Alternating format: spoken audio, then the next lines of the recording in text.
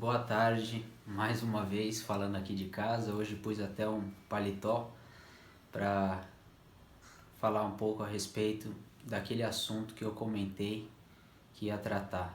Então hoje eu vou falar sobre a possibilidade de redução do preço do contrato de locação em tempos da pandemia de coronavírus. Bom, o contrato de locação é um contrato pelo qual o proprietário ou possuidor do bem transfere a posse ao locatário, o locatário recebe a posse desse bem e, em contrapartida, deve pagar uma remuneração normalmente estabelecida de forma mensal. O contrato de locação é um contrato bilateral, pois possui obrigações para ambas as partes, é um contrato comutativo, as prestações do credor e do devedor devem guardar uma certa proporção e é um contrato estabelecido sobre uma base econômica objetiva. É um contrato que precisa ter um equilíbrio econômico-financeiro durante toda a relação locatícia. O contrato de locação pode ser dividido em locação de bens móveis ou locação de bens imóveis. Dentro dos bens imóveis podemos ter imóveis urbanos ou imóveis rurais. Normalmente a locação de imóveis rurais é chamada de arrendamento e ela tem uma disciplina própria na legislação esparsa. A locação de imóveis urbanos ela é regida pela Lei 8.245 de 1991, que é a Lei de Locação de Imóveis Urbanos, e ela disciplina imóveis para fins residenciais e imóveis para fins comerciais.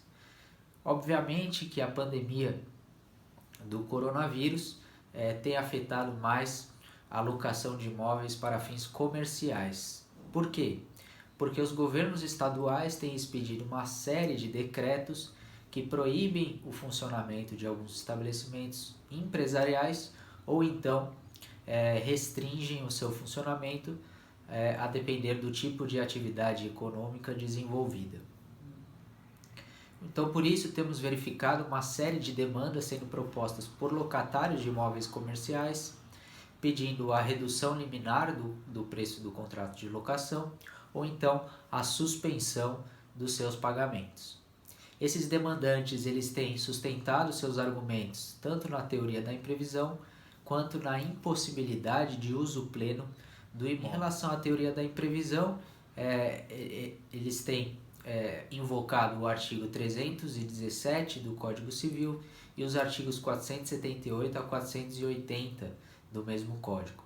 Em relação à impossibilidade de uso pleno do imóvel, os demandantes têm invocado o artigo 235 do Código Civil e o artigo 567 do mesmo Código. Para a configuração da teoria da imprevisão, é necessário 4 requisitos. O primeiro requisito é que a prestação do contrato se perdure no tempo.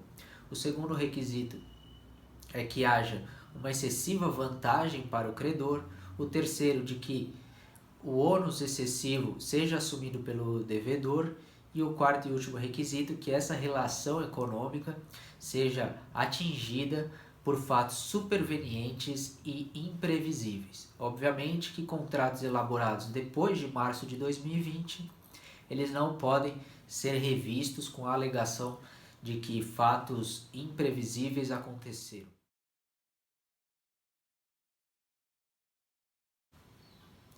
Bom, é preciso também deixar bem claro que o juiz não tem uma obrigação geral de reduzir o preço do contrato de locação.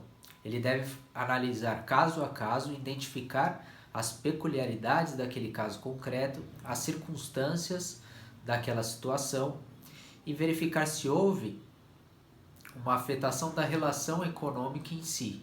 Não basta que o devedor alegue que está passando por uma situação financeira difícil. É preciso que ele demonstre que, em virtude dessa pandemia de coronavírus, que em virtude desses atos e decretos do poder público, a relação econômica locatícia foi afetada. É por isso que os contratos de locação de imóveis residenciais não têm sido revistos ou os seus valores não têm sido reduzidos porque não há uma afetação da impossibilidade do uso do imóvel e da relação locatícia em si. A gente tem verificado que a maioria das demandas dizem respeito a imóveis comerciais. Então a jurisprudência ela tem pendido para um lado ou para o outro, a depender da localização do bem imóvel comercial ou então do tipo de atividade econômica desenvolvida naquele local. Restaurantes, por exemplo, que estão localizados em shopping centers e esses shopping centers estão fechados por causa dos decretos estaduais, é preciso verificar que esses restaurantes estão impossibilitados de exercer a sua atividade e por essa razão os juízes têm concedido a redução liminar ou até mesmo a suspensão do pagamento dos aluguéis.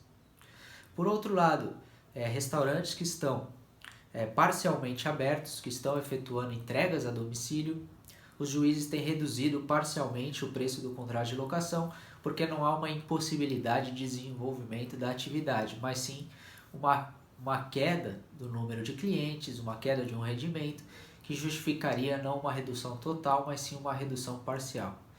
Por outro lado, atividades que ainda estão mantidas, como por exemplo postos de combustíveis, os juízes não têm concedido a redução do aluguel. Por quê? Porque há uma possibilidade de desenvolvimento da atividade. Embora possa se comprovar que houve uma queda de faturamento, não pode o locatário transferir esse ônus para o locador. Então é por isso que os juízes têm entendido que nesse tipo de contrato de locação não há a possibilidade de reduzir o preço do aluguel.